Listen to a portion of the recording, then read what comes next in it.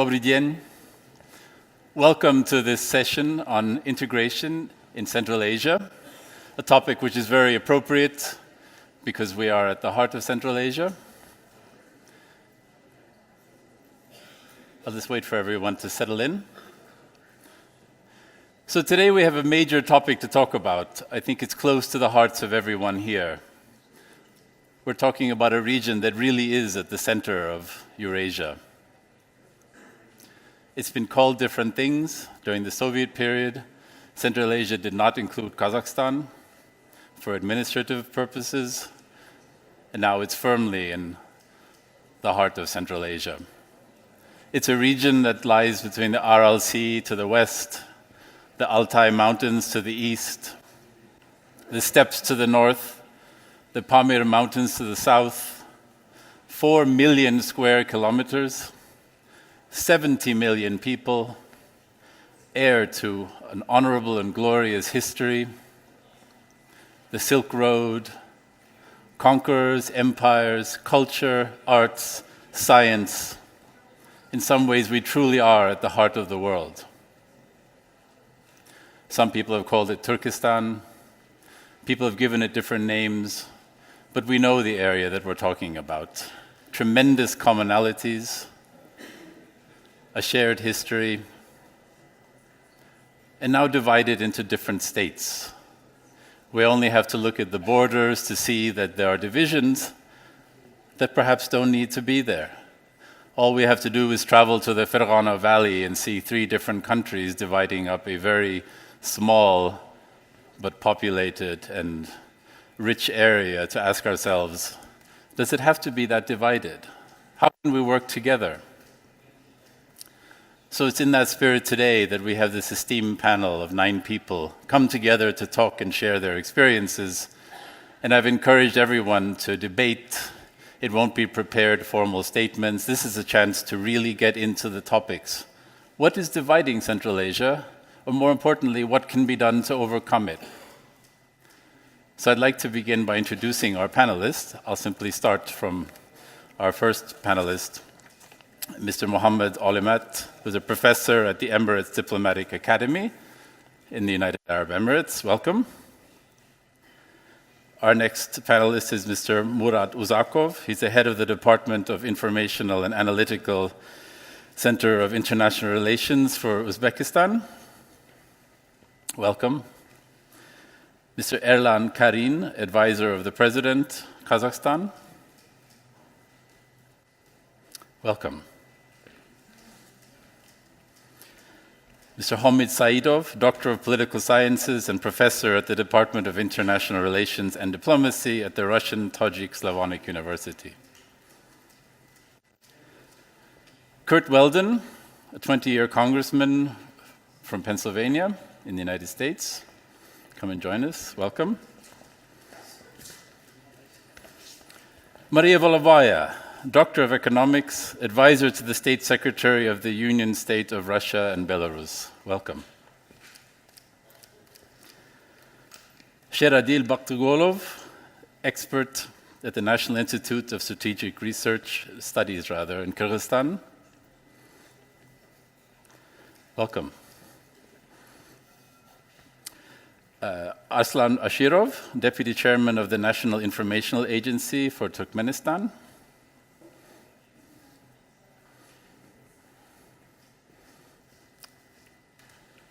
Welcome.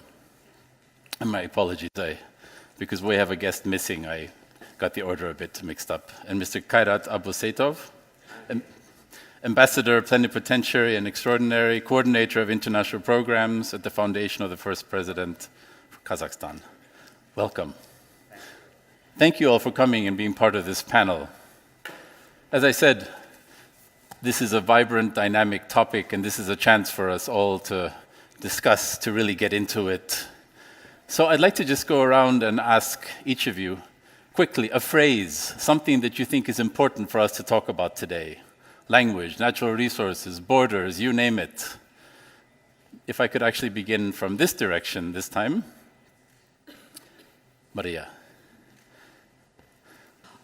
И то, и другое важно. I think both are important, both political and economical directions. The purpose of integrations are frequently political issues, but at the same time, they cannot be implemented unless there is an economic benefit. So political dilemma cannot be in the forefront of economic issues. I would say the foreign influence. Actually, we have now in Central Asia very different projects, including, let's say, Western approach of liberal democracy, or let's say Arabic vision of the globalization, like Caliphate, and so on. And as for the Central Asia, we have, unfortunately, we don't have common understanding what kind of future should be drafted or developed for the Central Asian peoples.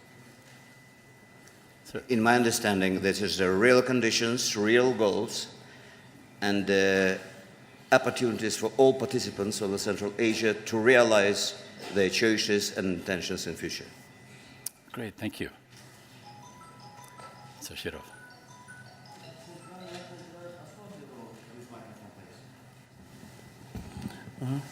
Central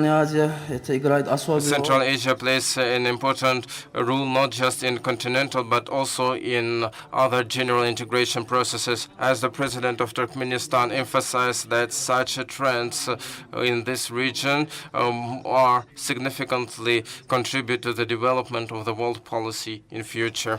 As for my statement, I think one of the most important aspects that this panel is going to be dealing with is a geopolitical balance of interest in Central Asia, given the fact that this region, so many major players on the world scene are very well involved in the politics of Central Asia. So I would say balance of interest in the region.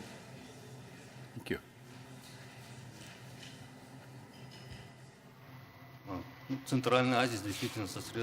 Central Asia is really concentrating their energy and mineral resources, but we shouldn't forget about the cultural and civilization potential. And as of today, more than 70 million people are residing in the Central Asia. And demographically, the most important thing, whatever economic or political one, we think that in any ways the economy should be developed, and the economy in a great perspective should show our approachment between the nations. As far as I understood, now we are talking about the fact that what is required for the region, what is more important, what is more in a priority. I think for the region, most and foremost, the development is an important thing, and in order to ensure this development, we need to have an ongoing dialogue, not just outside, but also with all strategic partners. Whatever the most important matter in the region today is this great unexplored potential that should be used for the benefit of the region and for the benefit of the nations of this region. And this is the most important agenda for the whole region today. Dear participants, let me just tell a few words about the fact that in the beginning of the third decade of the 20th century, the country of the nation, the country of the Eurasian nations, have become an important aspect.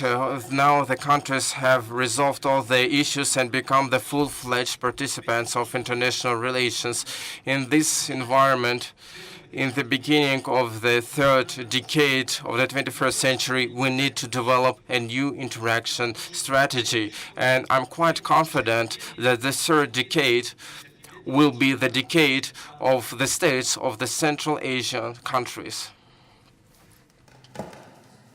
Thank you. It's a pleasure to be here. I particularly want to thank Dr. Dariga Nazarbayeva, who I think is one of the most enlightened leaders in the world today, who has a reputation for bringing people of diverse interests together. Well, thank you, Anders, for heading this session up. During my 20 years in the Congress, I visited every nation represented here. I've been to the former Soviet states 80 times. I've been to China 30 times. I've been to North Korea, South Korea, all over the region. I think right now, more than any other time, Central Asia has an opportunity to play a leadership role.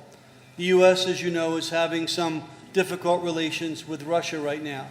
We're in major trade discussions with China right now. The Central Asian countries, led by Kazakhstan, get along with the three major superpowers. They are the confluence of our organization and work together in economics, in security, in energy, in the environment. But I think the key word for our discussion is what I call people power, not government power. I remember back when I was a young member of Congress wanting to change the nature of the U.S. and Russia relations.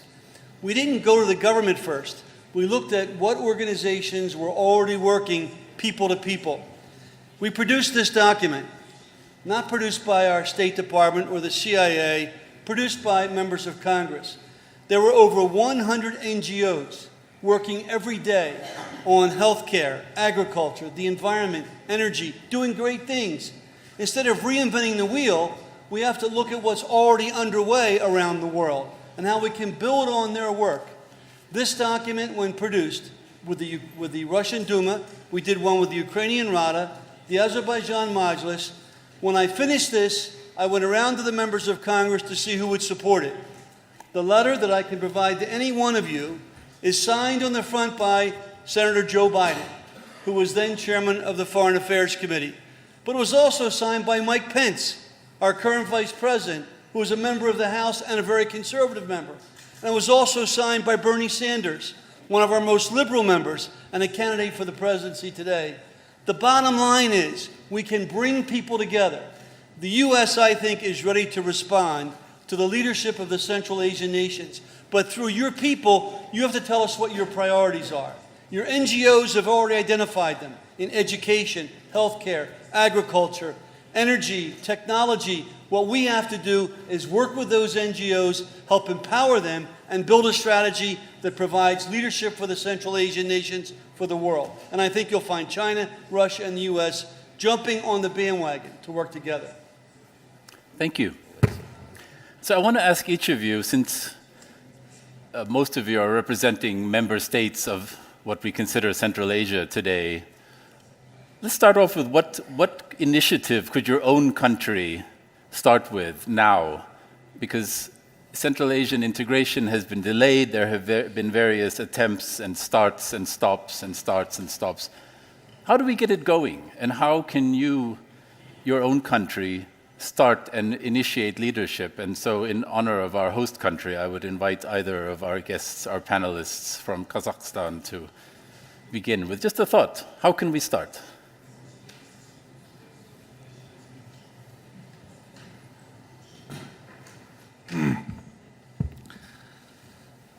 С чего начать? Как я Yes, уже when we are говорил в talking своем about the выступлении, things to start with, as I already told during my speech, the most and foremost important issue is to maintain the dialogue and active dialogue process first within the region, because over the past few years, the interaction between the countries of the region was in a particular episodes, in particular areas of cooperation. For example, in security, in international security, there were a broader understanding and more consensus. That's why if the countries cooperated mostly in the matters of ensuring stability, security, and, for example, combating terrorism, but in other spheres, the cooperation dynamics was different, not always at a higher level. So the most important issue, which is still in the agenda of the regional development, is the active dialogue process, which was the most important initiative coming from our country, Kazakhstan. It is not a coincidence that on the initiative of the first president of the Republic of Kazakhstan, in our country there was a working consultative meeting with the representative of Eurasian countries, and now the first and foremost whatever is the most important thing is to maintain this process so that in an ongoing phase we would support this cooperation. And on the one hand, there shouldn't be any illusions, because as we start talking about the Central Asia and regional cooperation, we start using the terms of integration, Central Eurasian community, but no one poses the question like that, because it is a long-lasting process. It is a long way. So I believe that in this regard, I think, as we already mentioned in the report of the International Relations, that there is an integration romanticism, like first multilateral meetings started, and once after that, it seems like these multilateral meetings may foster the creation of the Eurasian community. But no one poses a question like that. This is not the goal itself of many experts. Many regional experts, foreign experts, as they start talking about the cooperation in the Central Asia, they start discussing in this way of what resolution can be taken. But we don't want to be ahead of the events. We want ahead of the developments. We want the countries, member countries of the region, to have a thoughtful understanding of their priorities, meaningful understanding. As it was already told, the growth of the wealth and well-being of the population.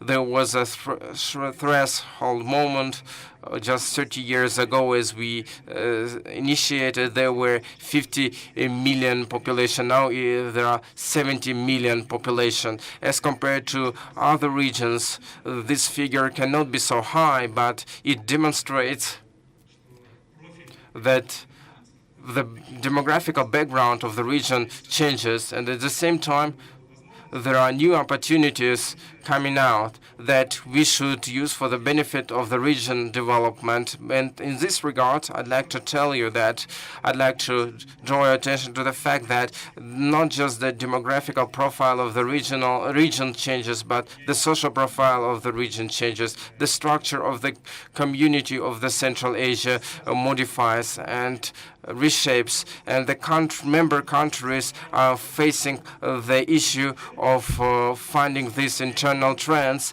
and respond to these trends to offer their communities new ways of development, optimum ways of development, because new countries appear and new processes appear, and the countries face the challenges of global processes and other challenges. So that's why the countries of the region should not expect that external strategic partners would afford them a platform, like a structure.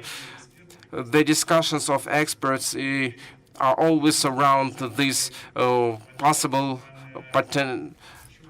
projects, Central Asia and other projects, but as a matter of fact, it's a watershed moment when the region shapes to have have to find the ways of cooperating themselves. These countries have to find these ways themselves, but at the same time together with other countries in cooperation with them. The dynamics is different, but the most important thing is that the trend is obvious, and now the most important thing is to make this trend happen, not just on a political level, but also on various levels, in business cooperation, in media cooperation, and in expert cooperation. So this dialogue process should be maintained at various levels. Thank you very much. So from another part of Central Asia. No, Mr. Chairman, if I may. Yes. The following thing, that Kazakhstan has always been an active initiator and the supporter of multilateralism and supporting of the regional structures. Of course, there are challenges that should be resolved on a multilateral manner. So in my understanding, the concept which appeared during political romanticism, like Erlan mentioned, the president understood it like that, because 5 member states of the Central Asia chose their own ways, like 5 fingers of the same hand. And the idea of Kazakhstan and the idea of my president of my country is to have these fingers as the fingers of one hand. There was not an idea of kind of leadership or a kind of challenging between the countries, but know how to preserve these 5 fingers as the fingers of one hand. As Iran already mentioned, in a big Eurasia, a big Central Asia, nobody knows what it really is, unfortunately, but they use this term almost everywhere. For journalists, it is quite beneficial, but now it's a high time, it's an urgent need to conceptually think of what Central Asia really means, because many people were talking in their statements like this is something between the Asia, they're like a bridge between Asia and Eurasia, but between the Europe and Asia. But there's something like a river if it is a bridge. But we need to think of a conceptual base for Eurasia, not to be like a bridge, but to be a lifeline, or like something tangible, like a heart-beating similarity, if I can mention like that, to become more attractive both for European part and Asian part. And after that, the Central Asia mission in the world perspective will be fulfilled. Just a quick question. So we know it's a bridge, that's clear. What besides being a bridge between Europe and Asia, which are 2 external places, if you will allow that, then what is it that you have in common? What is that common identity? We know that it's a bridge, but besides being a bridge, is there something that holds Central Asia together? One thought, one idea, one feeling? Can you say what that might be? В настоящее время это очень широкий спектр, как и в I think политическом. today it is a wide spectrum in a political way is already possible. This is the economy. In my understanding, we should start with the agricultural sector in the Central Asia for integration and for unification and for a closer understanding. We can create the big agricultural complex in the Central Asia with a decent communication system. Kazakhstan can be the farms or in the fields for production of wheat or for cattle breeding. Tajikistan can be cotton breeding, dairy, and other products, for example, in Kyrgyzstan. When the first steps are being taken in this area, allows people to understand that they are not just living together close to each other, but they are cooperating. I think there is something to start with, and this is the easy thing to start with, the easiest one. Please. From Tajikistan, the other end of Central Asia.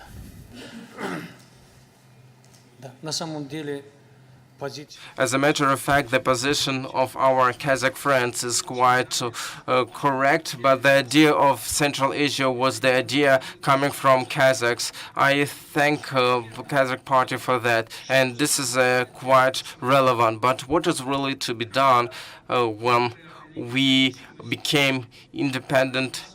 We were scared to either we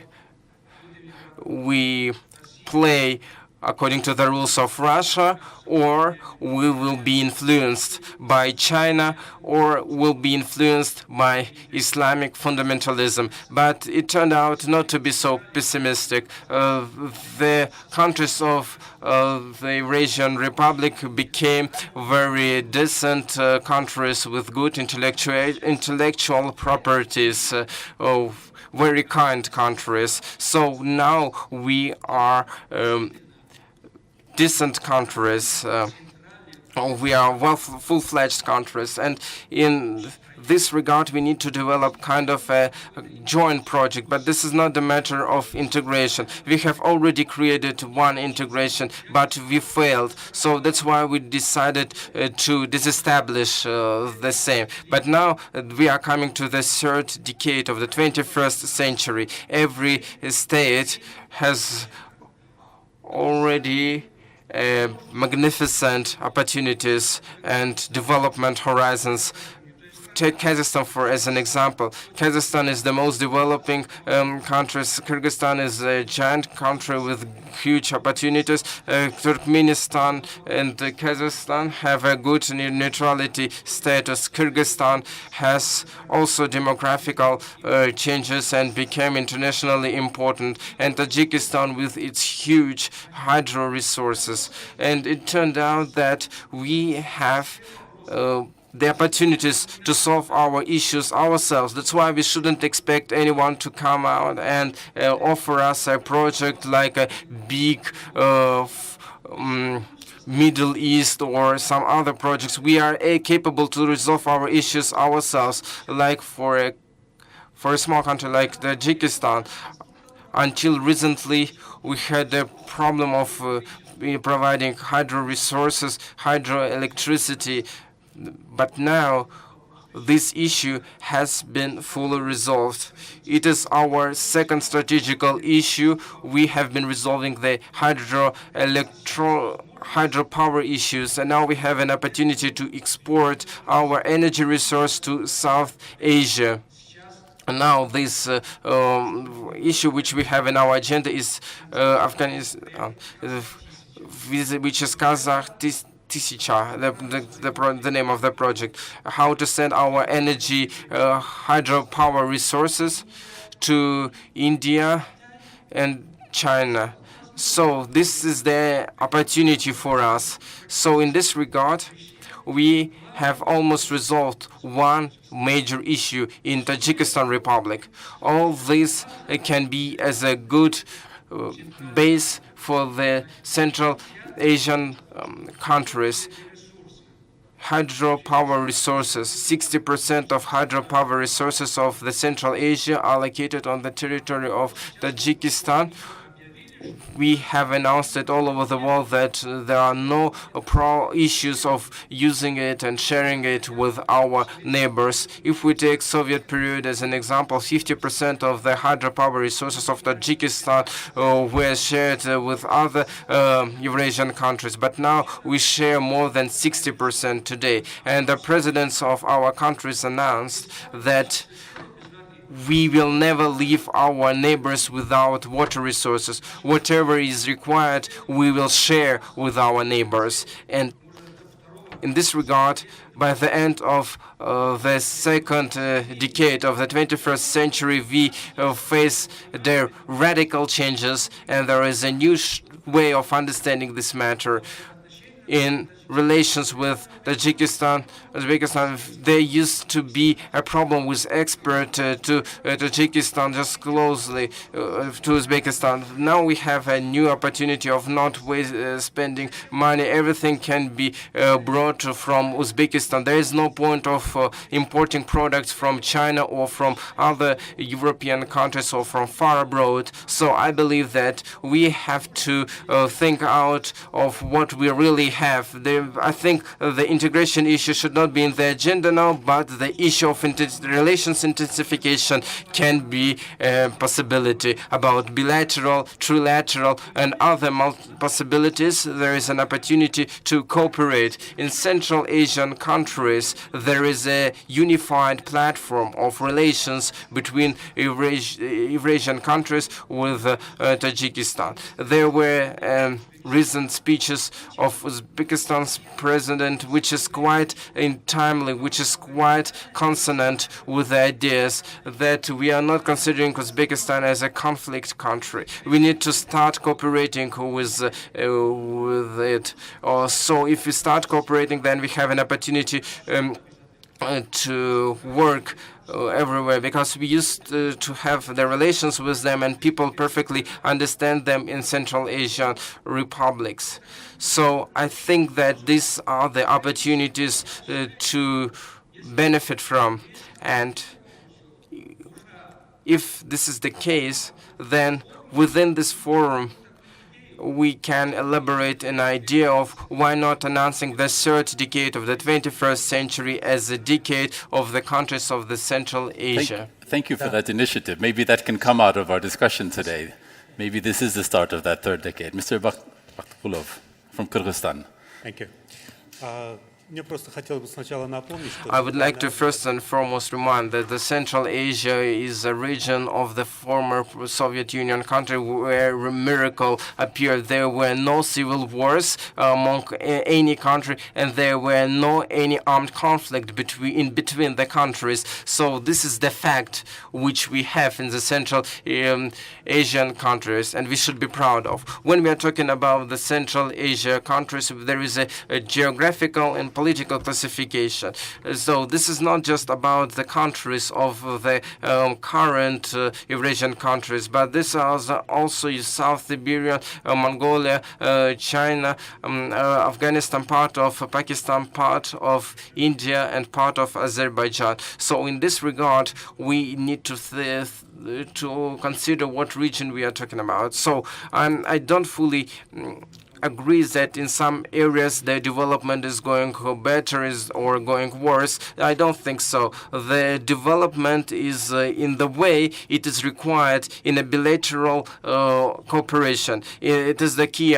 So the bilateral cooperation between the countries is quite dynamic. If we consider the reports of the ministers of foreign affairs on every Eurasian country, we can notice the positivity, and the same goes between the relations of the Central Asian countries of Russia, China, and other countries. The positivity in bilateral phase is obvious, but unfortunately, in multilateral format, there is a lot of room for work to be done. So sometimes we make jokes like in political cooperation, in political level, the relations are hot, but in economic cooperation, in the cooperation between the nations and people are quite cold.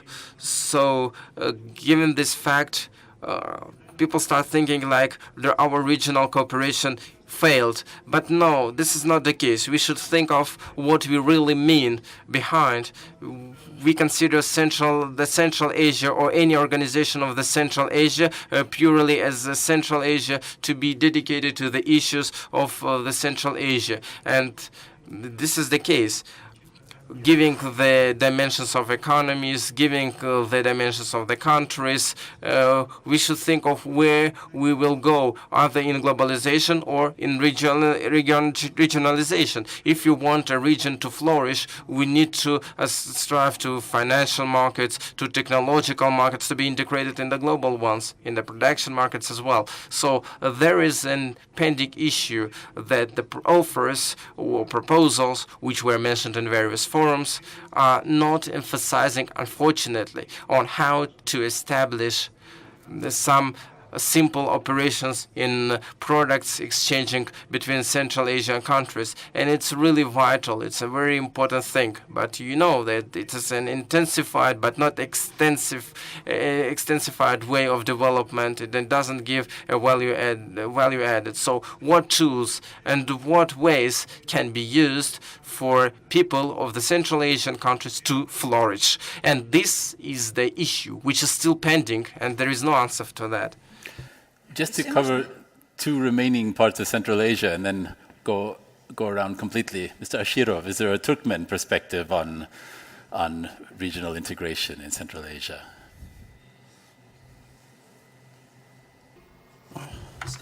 So let me just tell you that the Central Asia has been the center of the Great Silk Way Road. This idea of the Silk Way Road as a transport corridor to be the part of the national transport strategy. And there is an idea of how to revive the new Silk Way Road, which took place in the territory of the Central Asia. So we find it as a potential way for a fruitful cooperation with foreign partners between the south and north and east and west. Now there is a railway road between Kazakhstan, Turkmenistan, and Iran. Another illustrative example is the the project developed by the initiative of Turkmenistan, of Uzbekistan, Turkmenistan, Iran, Oman, and Afghanistan, and New Turkmenistan, Azerbaijan, Georgia, Turkey, for transport initiatives as a new corridors. One of the important aspects of the external political strategy of Turkmenistan is the expansion of the cooperation in Caspian region. In last August, the president of Turkmenistan participated in the pre-Caspian summit between 5 states of the countries, and the results of this summit was the convention of this particular status of the Caspian Sea. It's a strategic and important document which fastens the norms of cooperation in Caspian region in various areas. So in this regard, on August 12th, we will celebrate the first Caspian Economic Forum, which will take in Abaza touristic resort, and I'd like to invite you to this forum. Thank you. And from Uzbekistan. Спасибо, что дали слово. Ну, во-первых, наш президент... First and foremost, our president, as distinguished Mr. Mirziyoyev, has mentioned an external political priority as Central Asia. It was a really thoughtful and very deep idea that after collapse of the Soviet Union, within 20 years, some pure political ambitions were restricting the development of the Central Asian countries. And at the same time, as the Central Asia countries were as a priority, the main idea was to build a very thoughtful, meaningful building of relations based on the good neighborhood, finding compromises and balances. I'd like to outline, dear participants and colleagues and the invitees, that Uzbekistan consider Central Asia and the neighboring countries are not like competitors, but as friends, and we are ready to cooperate in this regard. I would like to replace the word leadership with the word partnership. We have considerably transformed the foreign policy in this regard for the past 2 years. The initiative of our president is for sure, together with our colleagues, thank you very much for supporting with them. I'd like to thank member states who supported us. There was a meeting between 2 representatives of countries. Either it was summit or not. It was like a working meeting. It was not like the first phase of integration. Uzbekistan never uses the word integration and will never do, because we will use like words partnership, cooperation, interaction on a mutually beneficial base, because integration requires institutional obligations, commitments. But first, we need to be united, and we have a platform for that. You told what we should start with. We have already started all these initiatives. The first and foremost was the political will of our presidents, and I'd like to thank Tajikistan, who also participated in that.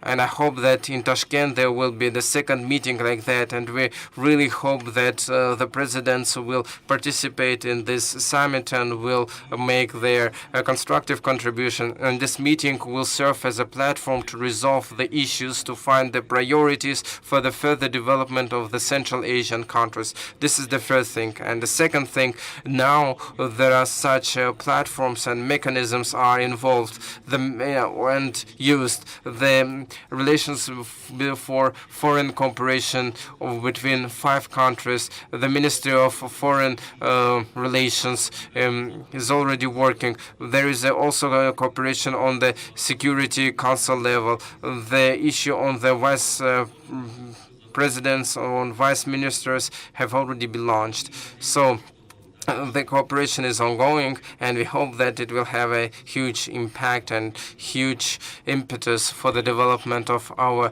region. And another thing I'd like to point out is that for the past 2 years, there have been many events in the region by 5 member states. And I'd like to cover what events will take place in future with regard to cooperation.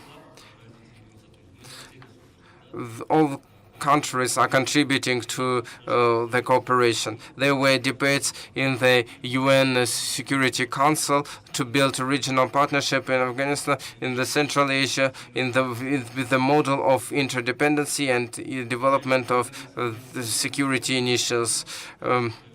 In Astana initiated the initiative of the third nomadic games in Isyk-Kul and the contribution of Uzbekistan to prevent radiation threat in Central Asia countries. Other initiative, International Conference of the higher level to develop of Dushanbe, and Tajikistan's initiative for like water for sustainable development, the International Fund to save our Aral Sea, in Turkmenistan initiative for promoting these ideas, constructing of Turkmenbashi seaport roads, and all has been done to understand the potential. Just recently, in April, there was a Central Asia Economic Forum, which will serve as a good platform for the development of the trade initiatives. And we have been joining together very frequently, and this is an advantage of not just political or economic or in other ways. There is a regional development between the neighboring territories, and all this gives the benefits, and we have estimated the impact, the contribution. And not to mislead you, I'd like to read in according to the results of 2018, the external turnover grew by 53.6%. 53.6%. It is an impressive figure. At the same time, for the past 2 years, the turnover almost doubled. There is a positive trend in the interregional trade. According to the statistical agencies of all our countries, the common commodity turnover was 11.6 billion, which is 52% growth as compared to 2017. And there is a regional cooperation, which is an inevitable process, I would say. And if we pool all of our efforts, not just the Central Asia will be a transit corridor between East and West, but also it will contribute to the global economy, because Central Asia has a great potential. Thank you. Thank you for that reminder of where partnership and cooperation is working, and that's very encouraging. Ms. Valovaya. Спасибо. Я вот согласна. Thank you very much. I fully agree with my colleagues. And first, I'd like to remind that we are located in this territory where the first world integrational communion was created, specifically here in the territory of modern Kazakhstan, and it was called Yerlankanin knows. It was called the Great Skifs Union, and it was headed by a woman, modern heroine of the Republic of Kazakhstan. Princess Tomiris. It was created because Persian Empire was in a war, and in order to combat the enemy, this union was created, and it was possible to combat the enemies. And I agree that integrational is an umbrella term we can call it as various associations, but we need to look in the roots of this idea. There are different formats.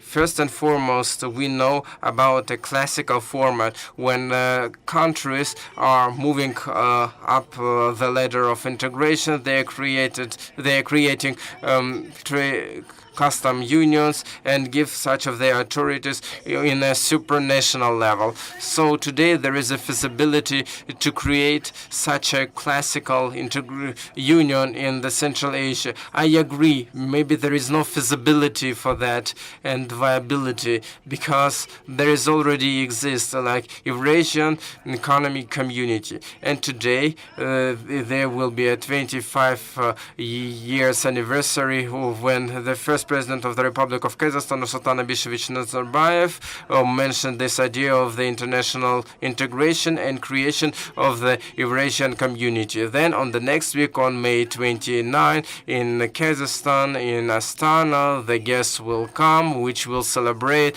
this anniversary of signing the contract of creating Eurasian community. So in this regard, such a doubling organization, which is open for all countries like Uzbekistan, Turkmenistan, which were the members of Eurasian community, can be can have a different formats and status like observers. Moldova as an observer, the format of associations can be different. So creation of a doubling structure is no longer in need. That's why the colleagues told the right thing, that association is required. It required in terms of the interest of the regions. There are many examples like that. For example, an association of Baltic countries, association of Arctic countries, when the countries are united with the specific goals. So it was already mentioned that for this region, it is really important to resolve water issues, water or power resources, to resolve natural preservation and environmental issues. Construction of the large-scale facilities like roads or intersection of crossings of roads. Large infrastructural facilities should be constructed along this road, and their costs should not be just incurred by one country only. So there is a set of specific issues that should be resolved by a certain association of countries, and it doesn't mean that other countries are not involved. The Baltic countries can also be the part in the European Union, but at the same time they're resolving their issues in the agenda. For example, cooperation of the coal and iron was built with a political purpose, which was meant to avoid the Third World War. There were two wars before, and that's why there were political grounds, but it doesn't prevent this union to reshape and to become an integrational union. That's why such unions or such associations should not be doubling each other, creating again, reinventing CIS country or Eurasian community, Eurasian countries community, but to create the regional communities to address particular issues, and which would intensify the integration of the states and resolve these issues, both economic and non-economic issues, in a full format way. Thank you very much. So, obviously Central Asia doesn't exist in isolation, and the speakers have touched upon the neighbors, the players, people in the region, countries in the region. Obviously there's Russia, there's China, there's also India, Pakistan, Iran, there's the United States, and of course even Turkey. We haven't mentioned Turkey, but many people assumed in the 90s that Turkey would play a big role in Central Asia. So all these different players, all having interests in what goes on in Central Asia. Dr. Olimat, do you want to touch upon Yes, indeed. where Central Asia stands in that perspective? Yes, indeed. It looks to me like, if I did not misunderstand Professor Saidov, that there was like a sort of a talk about the possibility of avoiding the Chinese influence and even the Chinese products and services. And the same from our dear friend here on Kyrgyzstan, that Central Asia can be, in a way or another, self-sufficient. But dear friends, let me tell you that the best thing that Central Asia can ever hope for is to create a sort of a balance of interest between the different countries, between the superpowers, the global powers. So I sincerely do not see any economic development project in Central Asia without the Chinese active intervention. And China, basically, when we talk about the road and belt, it looks to me that China is the only country that so far has managed to truly integrate the economy of Central Asia within the Chinese economy. Other countries, in fact, the United States of America was one of the early countries to talk about the issue of the Silk Road as early as 1992. You had the Freedom Act, and the congressman is right here, and I have no doubt that Your Excellency participated in drafting it. The same in 1997, the US talked about the Silk Road. You talk about Korea, has a global Korea initiative. You talk about Japan. Japan also has the Partnership for Prosperity. You talk about Turkey, the Turkish-speaking countries. So I really sincerely do not see any prospects for this region. When we talk about Russia, I didn't know the Eurasian Union. I do not see regionalism would really work in the sense of isolationism. The international economy is so well integrated, so well open, so any country or any region that truly tries to isolate itself from the economy, I think it is making the wrong choice. Please allow me also to respond to the issue of the Middle East, since I also come from a background of the Middle East. It's very wrong, and we do, as people of the Middle East and people with backgrounds extended into Europe and into the US, we do resent the fact that some observers may only look at the region as exporting violence and terrorism and extremism to the region. I do not see Saudi Arabia and the foreign policy of Saudi Arabia is promoting any instability in Central Asia. Contrary, I would see Saudi Arabia, and I see also the United Arab Emirates, that has an economic model to offer to Central Asia. And I really think Central Asia should work closely with the Middle Eastern countries, primarily the United Arab Emirates and Saudi Arabia and Kuwait and other countries, to attract international investments. Let me add to it also that we are talking about the broader Middle East, the concept of the greater Middle East, which makes Central Asia an integral part of it. From a historical perspective, geopolitics, geography, history, culture, the shared values. So all of these elements would make probably the future of Central Asia much more promising if it integrates itself within the surrounding regions.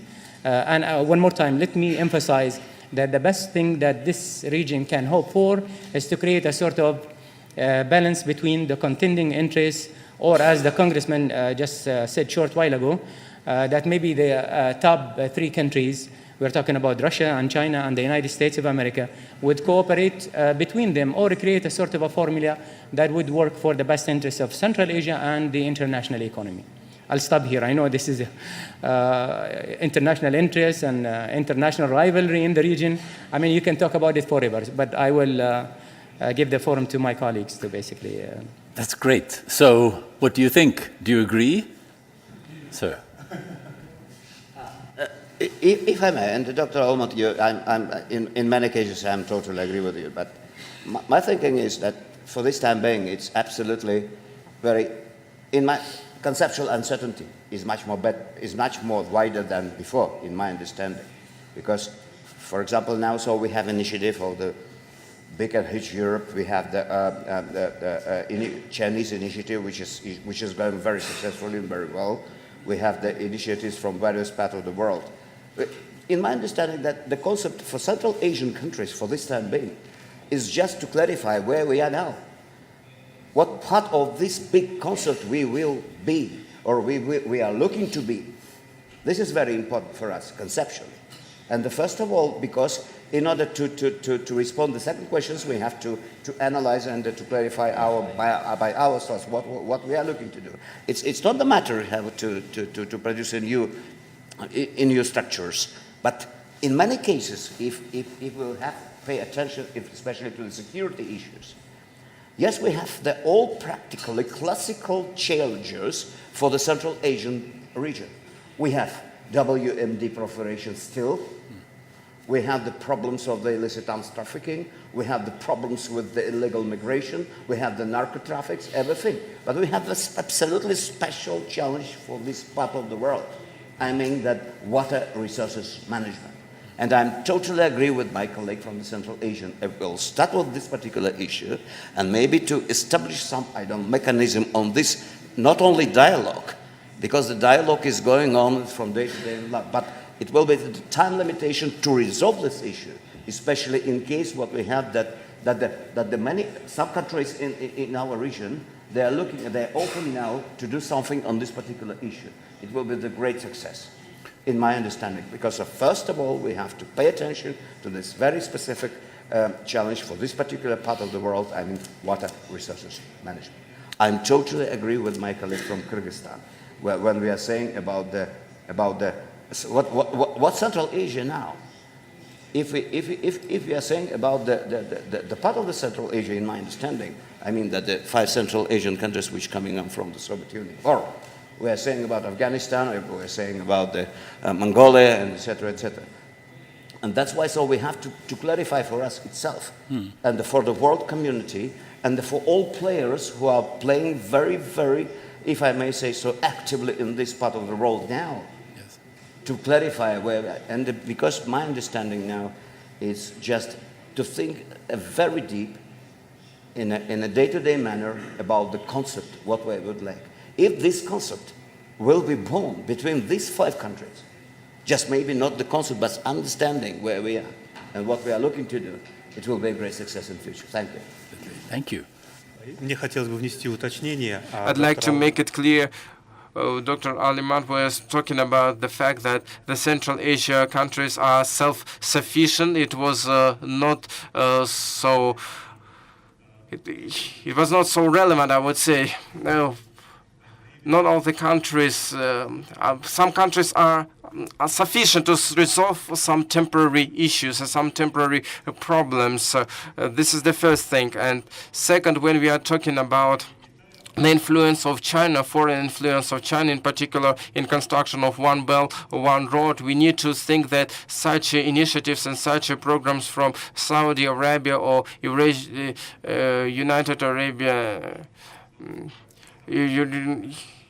Arabian community is that we need to concentrate on that.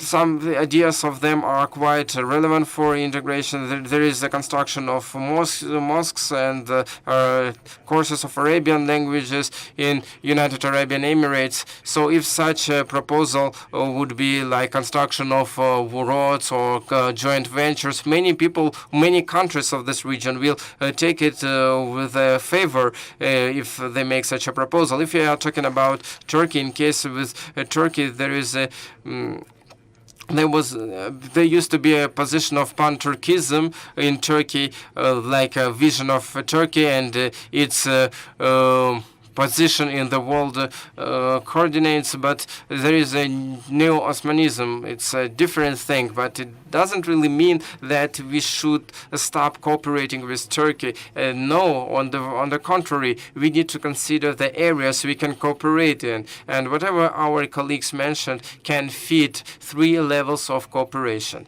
And I'd like to avoid a word like a cooperation or integration. I think there can be like approachment. Approachment is the more suitable word. And the first level of interaction, and I mean approachment, is the basis of regional integration. There can any country can set different priorities, but there is the most important thing which unites them is to improve the welfare, the growth of economy, and resolve social issues. issues, and the first one. And the second issue is the cooperation and approachment of intersectoral programs on the level of departments, ministries, etc. And the third area where cooperation can be possible on the level of particular projects, business projects, and the public-private partnership of member states. And as we start working in these areas, then we will have the first fruits. But now we have the cooperation in political sphere only. There are great achievements in this regard. We were talking about the role of China, but we need to think of that the Central Asian countries, for ensuring their security, can resolve this issue by bilateral agreements and participating in the various organizations at the same time. In Kyrgyzstan, we understand that alone we can never counteract the world terrorism, which are sponsored by many associations. And there is a collective security treaty in the CIS countries, as well as a Shanghai Cooperation Organization to counteract terrorism and other threats. We are ready to consider these options, and there is no problem about that. The Organization of Security in the Central Asia, they used to be the Soviet Union organization. Yeah, if you're talking about the Shanghai Cooperation Organization, there was a confidence-building measures, confidence-building agreements. After collapse of the Soviet Union countries, can we also interact in this discussion as well? So let me finish first, and then. The Central Asian countries were not there, or I didn't participate there. During Soviet Union time, there was no security, like say, Security Council for the Eurasian countries. No, I disagree with you. I'm glad to hear a disagreement. This is great. This is a discussion. This is a discussion. Yes, absolutely. No, it's fantastic. No. But this is an amazing opportunity to hear these voices, to hear these views, these opinions, sitting together with regional players and international players, discussing how is this going to work? How is this cooperation, partnership, whatever we term it, how are we going to move forward with this? Congressman. Well, first of all, coming the farthest distance to this meeting, we can learn a lot from the Central Asian nations. Your history, your culture, the fact, as you pointed out, Sheridel, that you haven't fought wars against each other. That's very impressive. You can help us understand how we can deal with the issues of terrorism. That's an extremely important task for the 5 countries in the Central Asian region. Your excellent work in agriculture, and Kazakhstan is leading the way in new types of agriculture that can benefit the world's population that has to be fed. Your work in water is outstanding as we learn how to deal with the deleted water supplies around the world. You have much to teach us. But I want to give you a couple of points. One of them builds on the doctor over here. You need to attract investment to grow your economy. And I just want you to think for a moment. Right now in America, our economy is booming. We have no one unemployed. 3% unemployment. Everyone is working. Everyone is making money. And here's the most important thing. The government didn't create any of that. The government did not create any of that. It's our small business people. It's our entrepreneurs. It's our women who are working second jobs, developing their own careers. Our hospitals are largely private. They're not run by the government. Our research centers are run by private corporations. Our energy of our economy is by the private sector. And if you unleash the power of your people, I can tell you, and in America, we have some of the best technology I've seen came from Kyrgyzstan. One of my friends, Joseph Gitman, grew up in Kyrgyzstan. He has the best technologies for producing water out of clouds. These technologies are in your backyard, but you've got to unleash the power of your people. And in America, it's not the government. If anything, our government's backing away, saying we don't want to get involved in regulating. We don't want to control who does what. We want the energy companies. We want the research companies, the technology companies to grow and prosper. And China has learned that very well. China's success is because of the growth of their private corporations. So I would just say to you, you've got $5 trillion of sovereign wealth in the Gulf countries alone, sitting there, waiting to be invested. I work closely with the Al-Badis in the Emirates. They want to invest the money in their sovereign wealth fund. You've got billions of dollars in China, and they are investing it. And we've got tens of billions of dollars in the U.S. We want to fund new innovations in healthcare, new innovations in education. But you have to determine how to implement that and what the priorities are. And here's your key challenge. Is it going to be determined by the government, or is it going to be determined by the people? Now, you have to look at what's happening around the world, in America and in Europe. Populism is on the rise. The people around the world, they want to say, young people want to say. So the question is, do you unleash them, let them become the engines for driving the economy, or does the government try to control that? Our success, and it may not work in every country, but our success is in empowering the people who have good ideas. And I can tell you, in your nations, you have outstanding people that can help us with the problems of agriculture, the problems of water, the problems of energy. Unleash those people. Let us bring the investment in. And I'm not saying bring it all from the U.S. I'm saying bring it in from the Middle East. Bring it in from China. Bring it in from Russia. But you become the drivers of your own dreams. You become the people that allow your economies to grow and create jobs. But I would say from our example in America, that's not being done by the government. We're backing our government away. That's just our example. Thank you. Yes. But a member of the Russian Academy, but a member of the Russian Academy of Sciences. I'm very proud. Я хотел бы немножко прокомментировать, поддержать наш дискуссионный I would формат. like to comment a little bit and support the discussion format of our platform. And first and foremost, I'd like also to mention the identity of our region, just in a nutshell.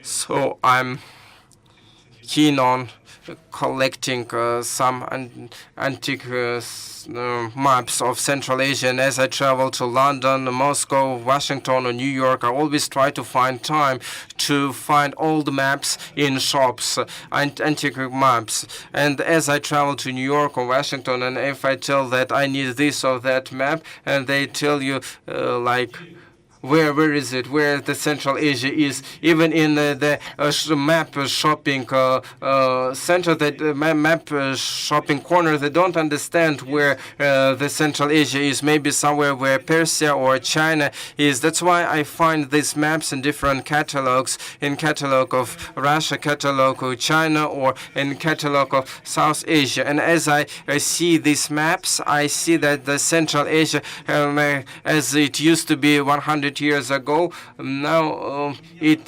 hasn't changed in the perception, and still some people perceive it as a dark, like a dark spot on the map, like a terra incognita on the world map, because these maps are named in different ways. Some regions have constant names, or some of them have Tartaria, Turan, Turkestan, and Central Asia. The view of Central Asia, maybe for the past 2 decades, has shaped its look. Maybe it can be considered like amorphous or unstable, but the real geographical, geopolitical, and structured way has appeared just recently, in the past 2 decades. So what I mean, there shouldn't be over expectations like we are discussing every time about the perspectives of Central Asia. Again, I'd like to repeat that people start speaking about integration and other things. Yes, it's a good thing. Yes, we need it, and a higher cooperation level. This is the thing we should aspire to, but there should not be any over expectations. I remember there was an interview when there was a question if there is a God. He told that the God is not there, but we need a God. We need God. The same way, an integration or union, it is a less probable scenario. Today, it is like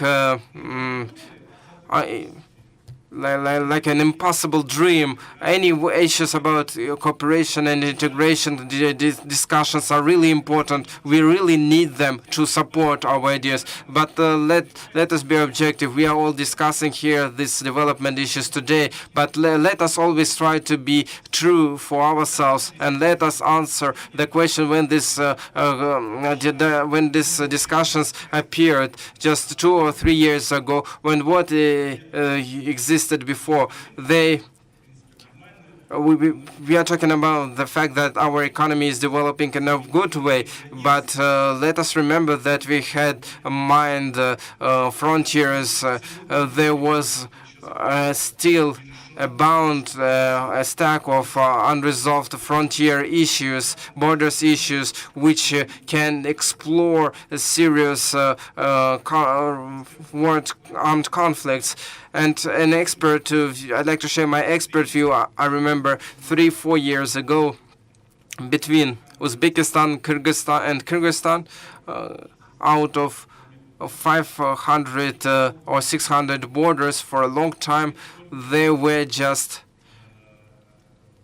around 12 kilometers were free from mines, or free from, or just 12 kilometers were approved as they were discussing who these borders belong to, and 30-40% of the kilometers between the states were approved as a new leader appeared. Yeah, it turned out these issues can be really resolved, and we shouldn't stack on them. When Interdepartmental Commission didn't join for 8 years, it turned out that this issue can be easily resolved. What I'm talking about is the trust and the dialogue. Why do we really need this dialogue? I see many colleagues of mine who are very familiar to me. My experts and these experts and journalists may think of why this discussion is required. Of course, it is required just for us to maintain our dialogue about our joint perspectives, trying to shape our common agenda. And why do we need this, you may ask?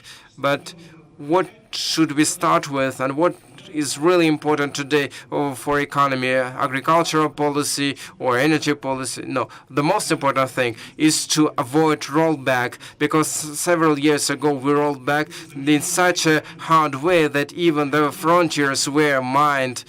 There were mines, and people were exposed on the mines. There were minesweepers. But what we really need is to resolve the issues, to open boundaries, to open frontiers, to help our people, not to avoid them traveling from one country to another, to help them trading. And then we will reach a success. The first goal of this regional process is to support the dialogue process and avoid some contradictions.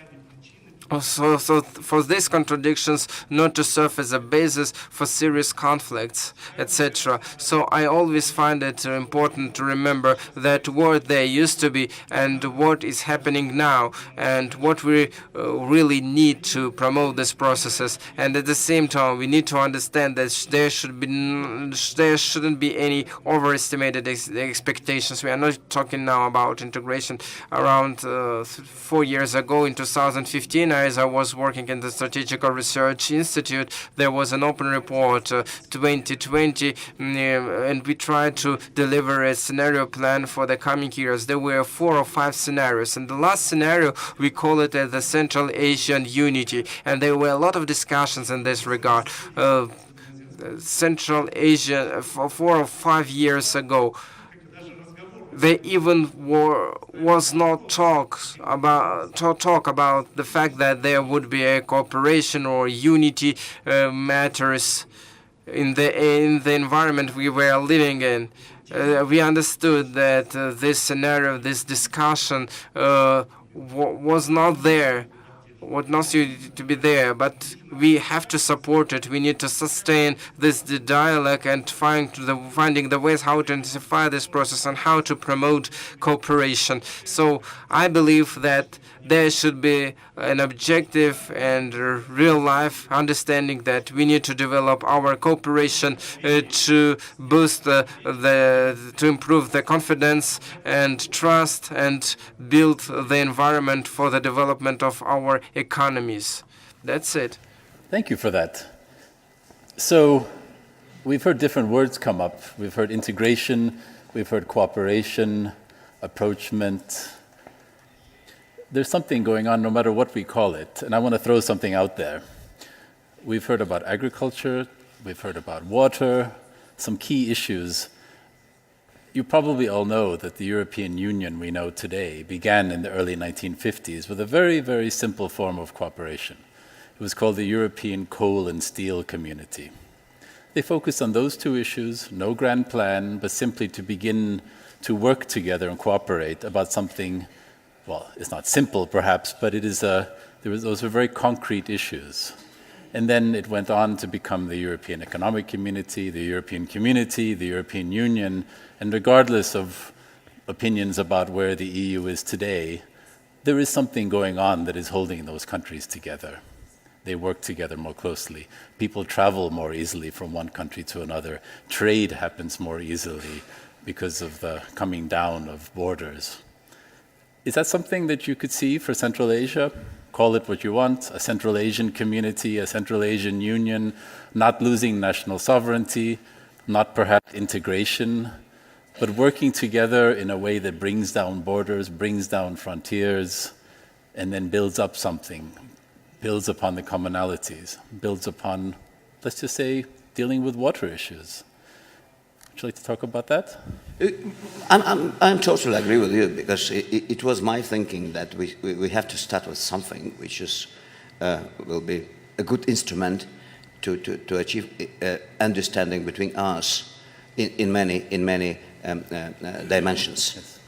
It doesn't mean that I totally agree with Mr. Karen to establish something comprehensively approach, to do something once and now and etc. But I'm not so happy with stay and just to provide a dialogue and such kind of exchange of viewpoints, etc., etc. Yes.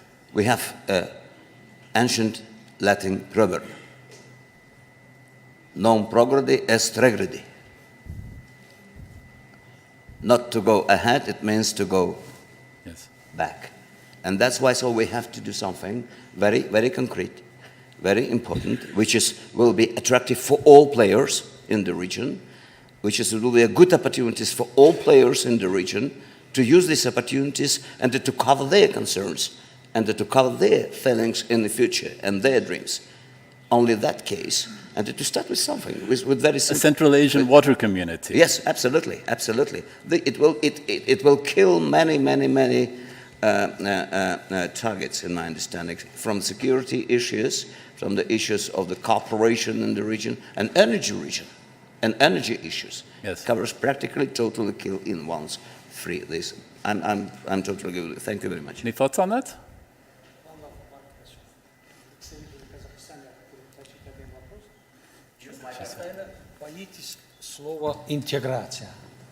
The word integration. I don't know, there can be various ideas which you mentioned. There are a lot of examples. Maria Valova already told about that. The Latin Americans built a Mercosur many years ago. This Mercosur community performs well. Arabian countries created a League of Arabian countries. Nothing particular happened. But what we are doing here with our cooperation of what we really want to develop, or that we wanted to develop our economic community in various levels, we are scared to use the word integration at all, because here in Tajikistan we were afraid of this word integration, because we tried to create the same integrational community, which was called the community of Persian-speaking countries. And Tajikistan, Afghanistan, Iran in genetical plan have many things in common, but the matter of integration became irresolvable because there were so many contradictions, and it was impossible to find common grounds with them in terms of religion. In Sunnism religion, you can find the agreements with Christian, Buddhism, but with Shiism, you cannot find the common grounds. It turned out very complicated things when it was applied to religion. So, water, perhaps. Я отвечу просто, May I please? поскольку мне же было адресовано. Хорошо, что у нас так дискуссия активно идет. Ну, and as to me, I'm happy that we have such an active discussion. I'm not scared of the word integration because for us it doesn't. There's no such horroring word like interaction. We can call it integration or interaction. Doesn't really matter. There are no limitations for us. On the left of me, you may use different lexics because we, as Kazakhstan, we are always ready. We are always ready for a more profound development of the regional cooperation or interaction or whatever. No, we are trying to find different ways, but this is not the matter of lexicology or terms. I see that there is a difference in lexics and in the words which are being used. So, as my colleague already mentioned, there was a meeting planned last year. I was just behind the scenes of this event. I prepared informational media materials, etc. As we did our best, as our working groups tried to do their best, I tried to work hard to prepare the working consultative documents because we treated it with a good understanding because different countries and regions have different understanding, different goals and different interpretations as well as different steps. So let some people let some people call it as a cooperation or integration, but the most important thing is for the process to happen. What I really wanted to say that there should not be over expectation. It should not be the purpose itself. The purpose is not to create something or to announce something, but the purpose, the goal itself, is to improve the cooperation between the countries, so that our population would benefit from that. 2 years ago, you opened the flights between international flights between neighboring countries. In a solemn ceremony, we opened the flights because these contacts were not there before. So let us try to work hard for population to feel the benefits of this cooperation. What terms they will be using, we don't scare of them. Dr. Olimat. Да, я согласен с вами. Okay. Я согласен с вами. I fully agree with you. The main purpose, the goal itself, I would say, is that we should improve the well-being and prosperity of our populations and the understanding of mutual understanding and bilateral communication would improve. We are talking about these issues. When we're talking about it in legal terms, maybe there is a loss of sovereignty from one hand, so we shouldn't just run so fast, but we need to do it very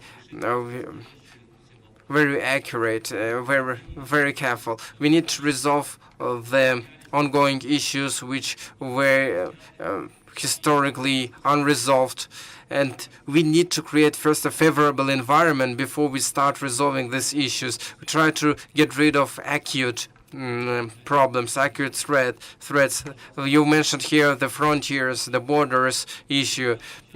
Like there is a delimitation issue there used to be, and now there is a demarcation issue. With Uzbekistan, many acute issues have been resolved. And now with Tajikistan, we have a bilateral commission to resolve these issues, and we are trying to sweep the mines from the borders. So what I want to say is that there is already a background process going on, and our frontier with Uzbekistan is in a center with all the countries, neighboring countries. We have 4 borders, and today almost 85% of the bordering problems have been resolved. This is a huge progress for the past 2 years.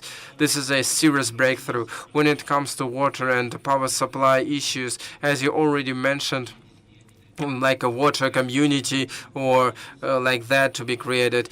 So we shouldn't be so fast just to be in advance of the events. There is already a project for that. There is a new partnership. I don't remember how it was called, like a transport fund for environmental issues.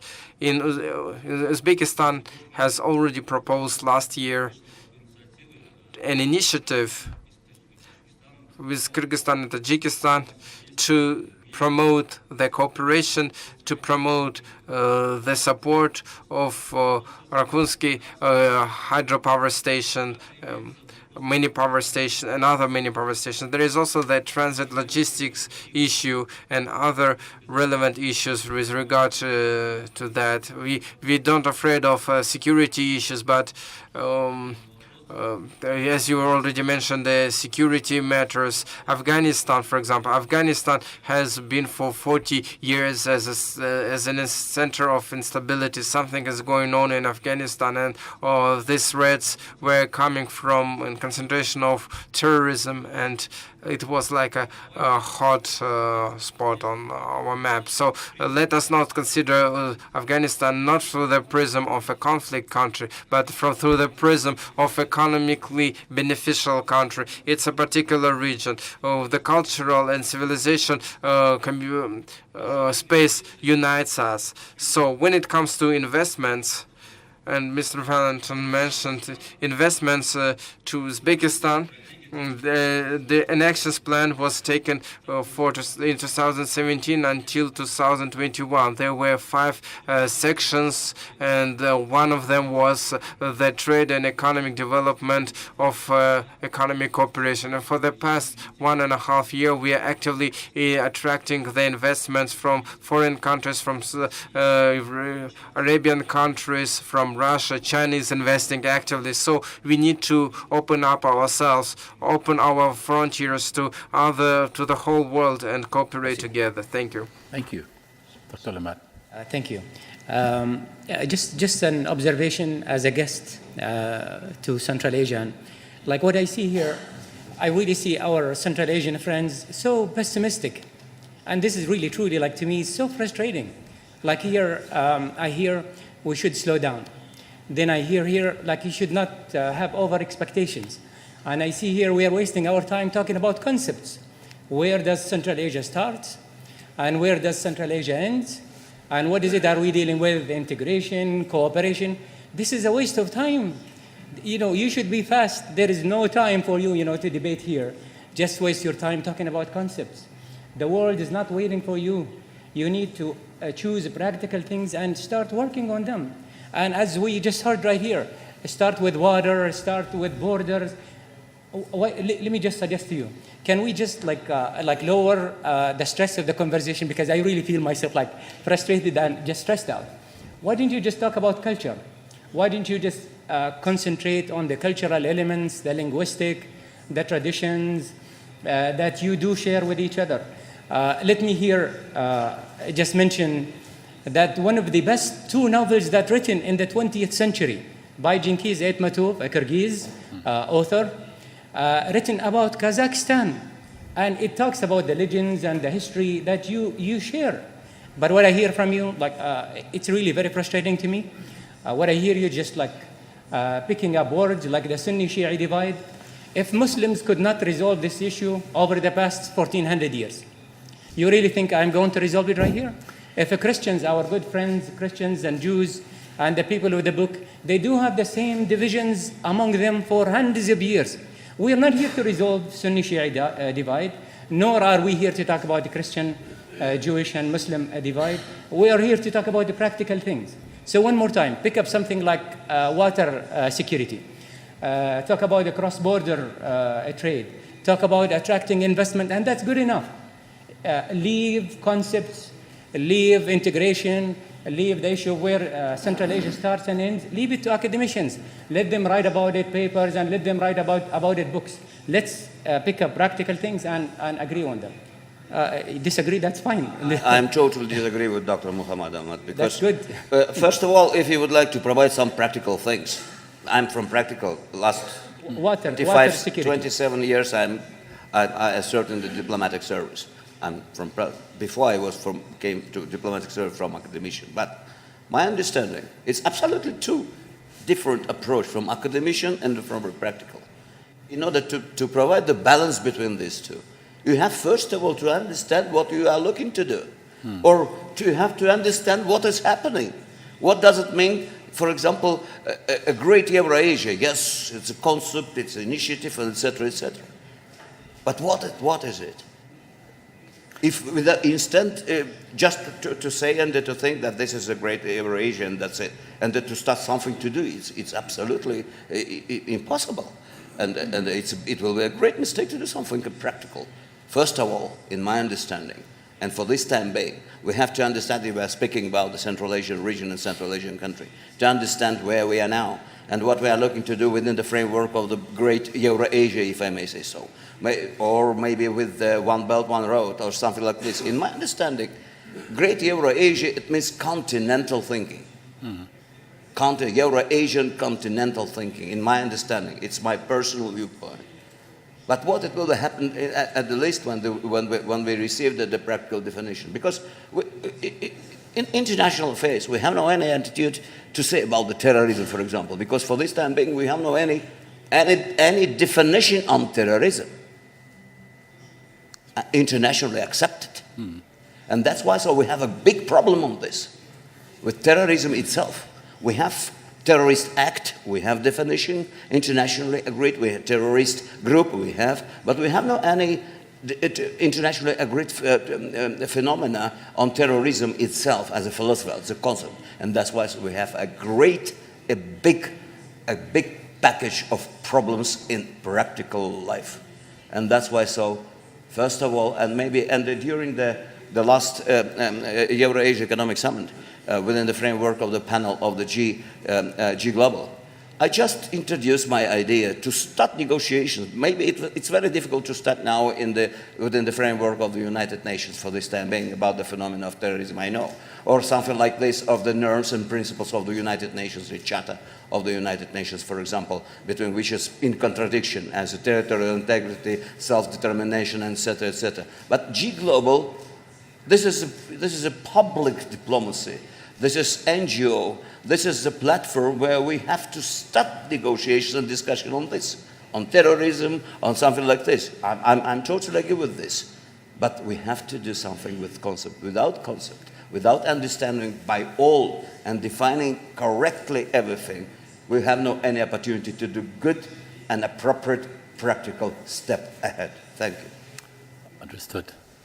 So we're beginning to wind down. I'm going to ask everybody for their final thoughts. However, we have many people here from the region who I'd like to afford some time to ask just a handful of questions, and then we'll have to wrap up. But if we have somebody in the audience, sir. Do we have a microphone to pass around? Thank you. My name is Dr. Shahid Qureshi. I'm a journalist in London and editor of London Post, and I'm also a visiting professor in China. I was listening to your conversation very carefully, and I reached to the conclusion that the practical issues, when Immanuel Kant wrote his book, Critique of Pure Reason, and then he wrote another book, Critique of Practical Reason, So the practical problem Central Asia is facing is drainage of wealth through corruption and drainage of brain. Your educated people are leaving or want to leave the area. Your wealth is leaving, going to Europe or other banks. So my friend from the United States can help develop this area by stopping those banks who are involved in corruption and hoarding all the corrupt wealth and providing all these Central Asian oligarchs or whoever moving to Europe or European Union. For example, the highest number of the people who got $2.5 million visa in UK were China, Russia. There were people from Kazakhstan, there were people from America, the other places. These are the practical steps which needs to be developed, and the system of governance which needs to be addressed. Your system of governance needs changing. If it is not compatible with the needs of the day, then it will be a problem for you.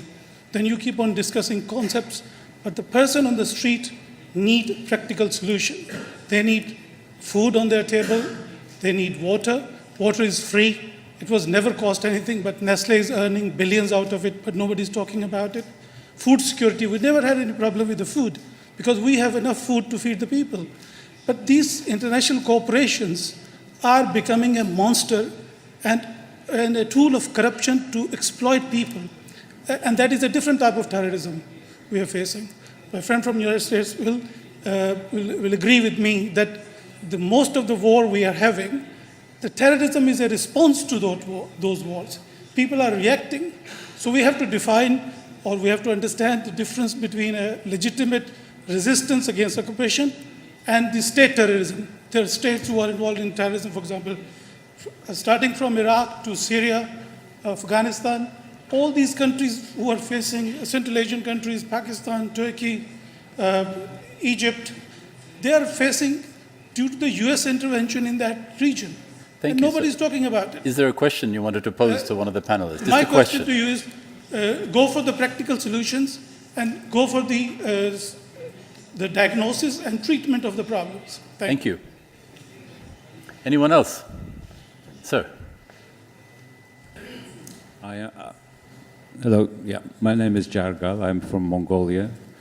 Very listening to you, but always watching what you talk about integration. But to me, my question is coming out here. Why would not the people talking more, civic societies talking more, giving more freedom to them, businesses to them, then the things will come up. Because then now it looks like the cart is in the horse is beyond the cart. So that's what Mr. Weldon said about giving the freedom to the people, civic society, to speak freely. Then it will come. Otherwise, governments can talk forever. Would you agree with me? Thank you. Ms. Volovaya, would you like to take that up?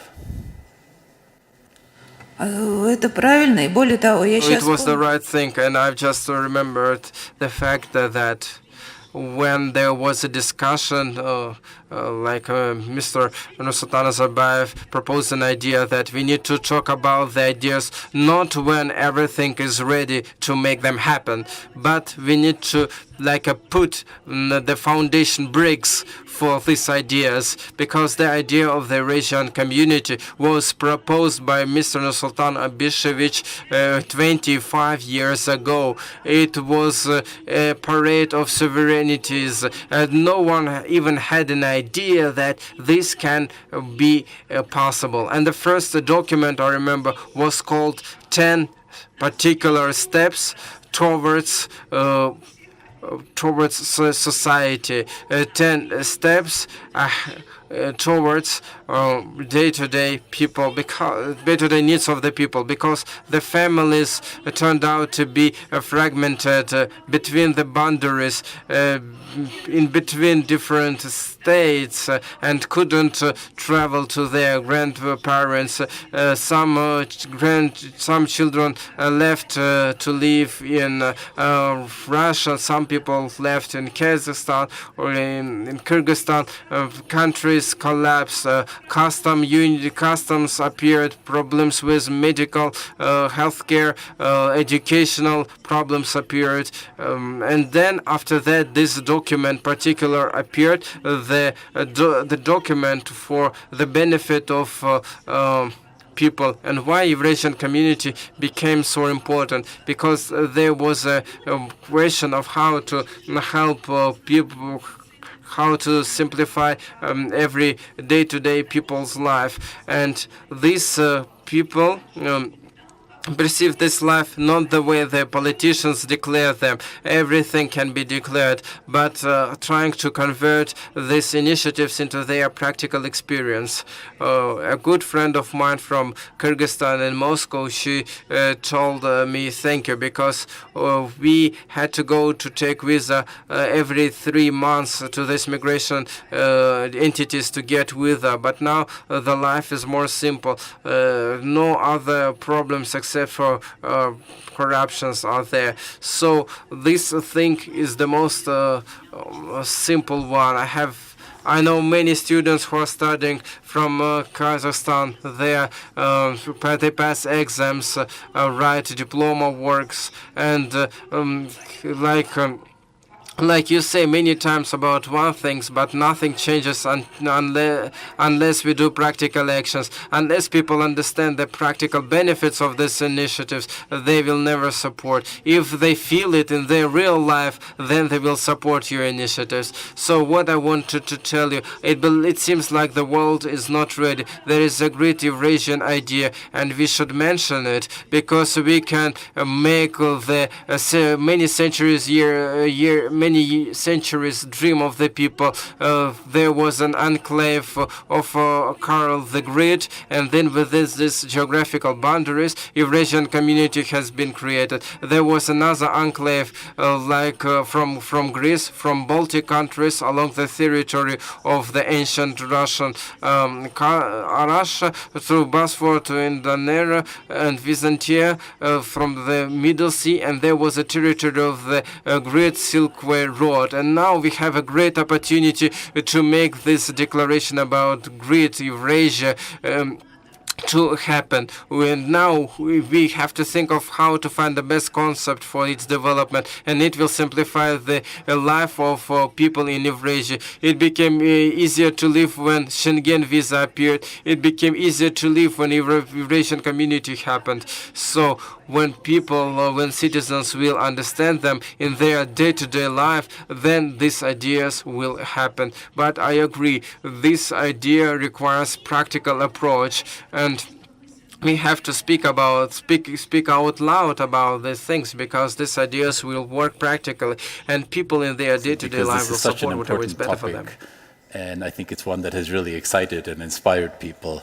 So if we could just, to go in the reverse order from how we began, if Mr. Ashirov wants to if we can all just take a minute or less, what's the one thing that you want to see happen? What's the one thing we can do to move ahead with whatever we call it, if it's not integration, cooperation, partnership, whatever word you choose, there is a feeling in this room that something should happen in which everybody works together more closely. So what's that one thing, quickly, in just a minute, that we can conclude with, that we need to do?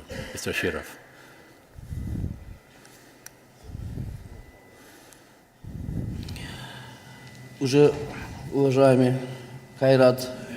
Distinguished Kairat Abu Saidov has already mentioned all the things, all the facts, and I fully agree with him. And as a conclusion, I'd like to invite you to the first Caspian Economic Forum, which will take place in Turkmenistan in the National Museum on August 12th. Thank you for your attention. In conclusion, I'd like to remind one thing from my practice.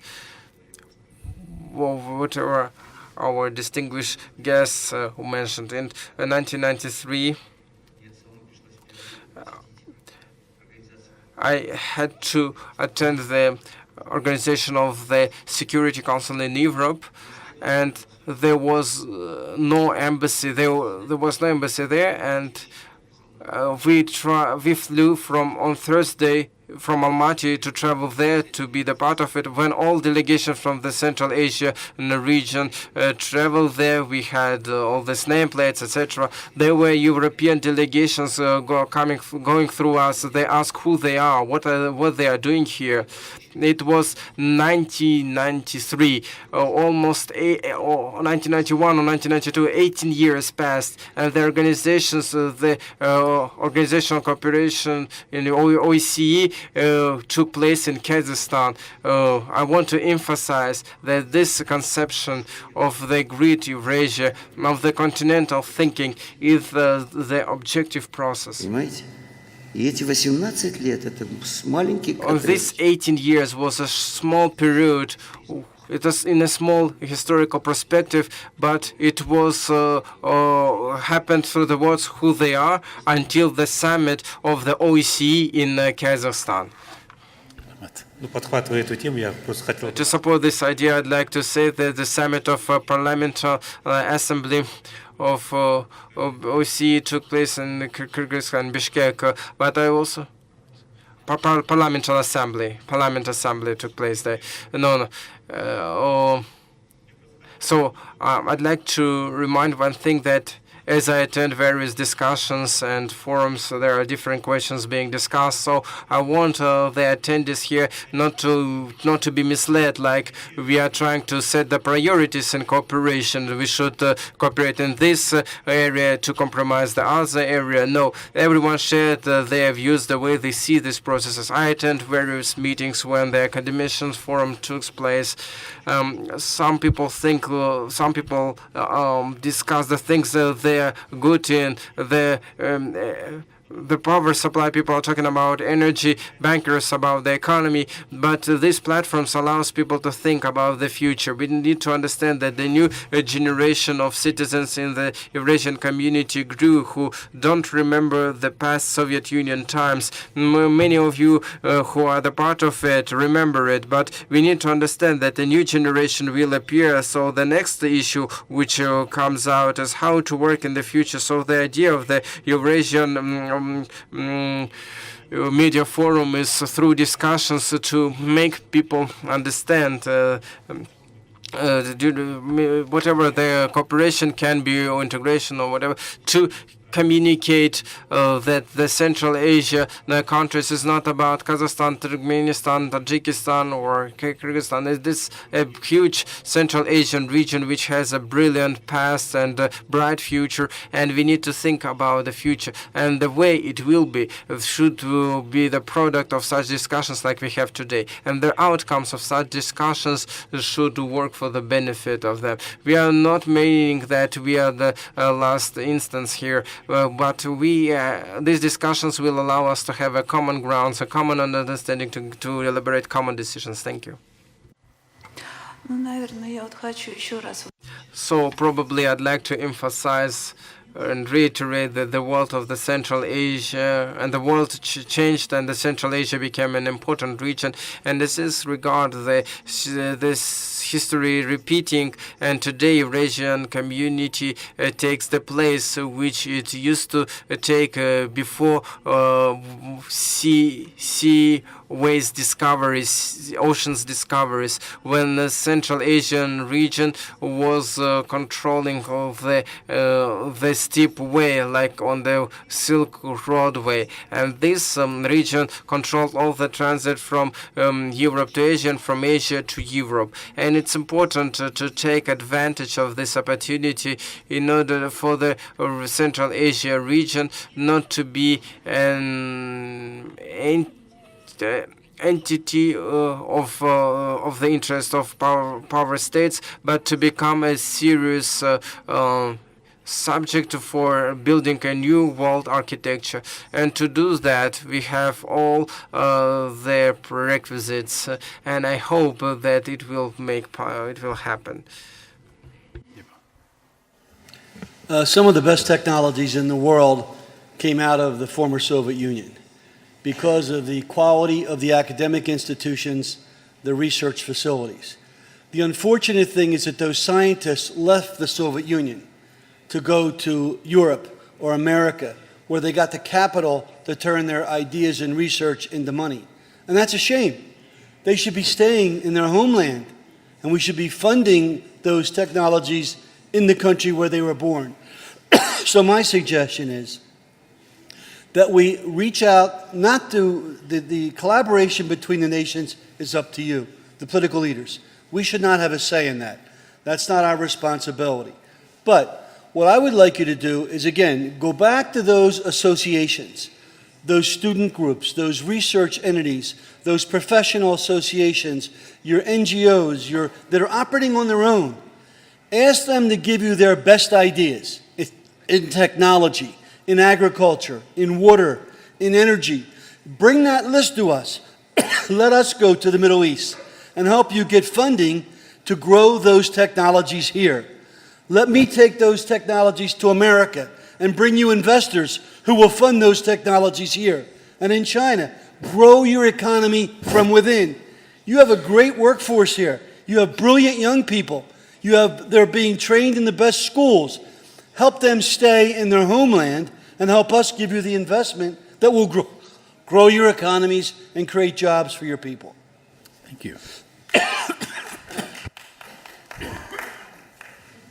Уважаемые коллеги, действительно, этот вопрос, который сейчас рассматривается, issue which we are now discussing is quite timely, and we need to pay tribute to our Kazakh representatives for putting this item in the agenda quite timely. The future of this integration, I have an oblique look about that, but I can say that Tajikistan Republic has announced their foreign policy as a policy of open doors. So what it means, that we have an opportunity to be the part of the international integrational communities of different levels and different speeds. Whatever will be more beneficial for you, we can be the part of it. So based on this approach in Tajikistan Republic, we developed the strategy of future generations training, which has just been mentioned, because in Central Asian countries, Tajikistan has the highest growth of population. And we have to keep that in mind, because we take the first place among all the countries in the communities. From one hand, it is a good thing, and from other hand, this is a challenge. We send our young generation abroad to study. We are also sending our youth to Russia, where more than 25,000 students are there. More than 3,000 people are trained in European countries, more than 3,000 in China, more than 3,000 in the USA. So this kind of a process pushes us to the fact that we need to be proactive in integrational processes in Central Asia.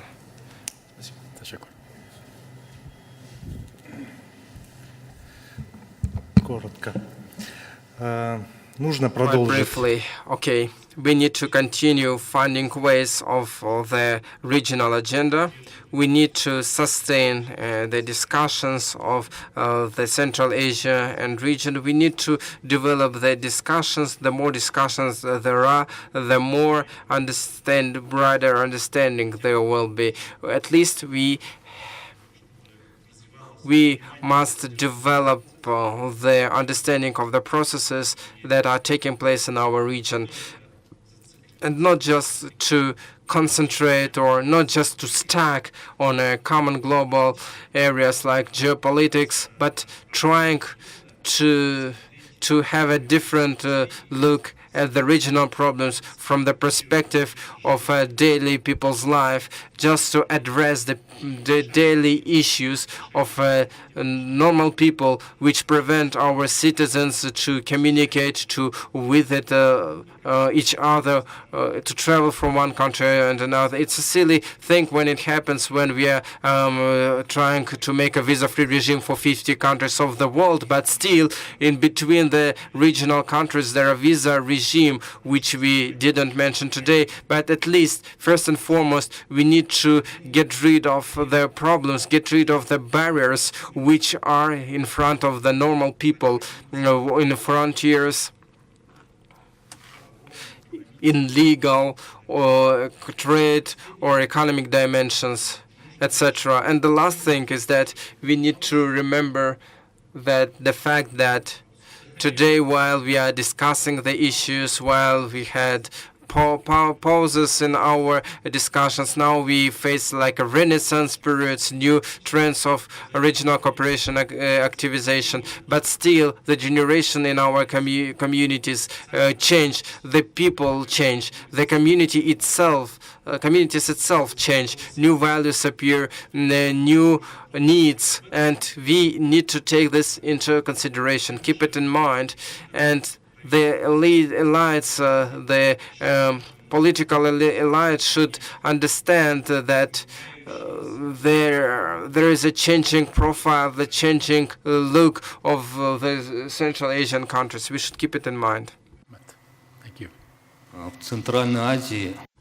In Central Asia, there is a process of political and economic transformation, trade transformation. And the most important thing here is that now between the five countries, there is a mutual confidence, mutual trust, which is a foundation for that. There are noble ideas. There is a friendship, and Uzbekistan with other countries has signed contracts for strategic partnership. There is a contract of eternal friendship. In this regard, all our member states of the Eurasian community to pool their efforts and develop our common home for mutual interaction. And I agree with my colleagues that from this perspective, we need to consider the drivers, the businessmen, business environment, and second, the youth. These are the two main drivers for the future. And if we do all our best, or if we pull all our common efforts for the future development, then in the coming 10 or 15 years, we will come up to the level when the Central Asian region will be perceived as a region, as a community with a regional status, and will demonstrate a new model of cooperation in a global world. Thank you. Thank you. My final message to our good friends from Central Asia is truly to be optimistic about the future of this region. And my sincere advice to everyone is to really dream big and high. And let there be no limits on how far you can go in terms of regional cooperation, in terms of picking up even a few little things, practical projects that you can do together. And I just need you to know that while you are doing that, I am confident that you have so many friends around the world, and there are so many countries that wish you well, and you enjoy their support for many years to come. So please be optimistic, pick up the practical things, and the world is watching Central Asia, and everyone wants to be really very supportive of this process of transformation and optimism about the future of this part of the world. Thank you. What a perfect way to end this session.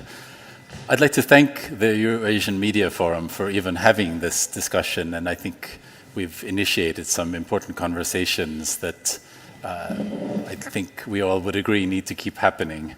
I also want to make a special mention of all the technical crew and staff that you see around us, everything, the camera people, the lighting people, our very hardworking translator, interpreter who has a very tough job. I want to thank all the guests for showing up today and the panelists for giving their time and coming here to be part of this. And thank you again, and enjoy the conference. Cheers.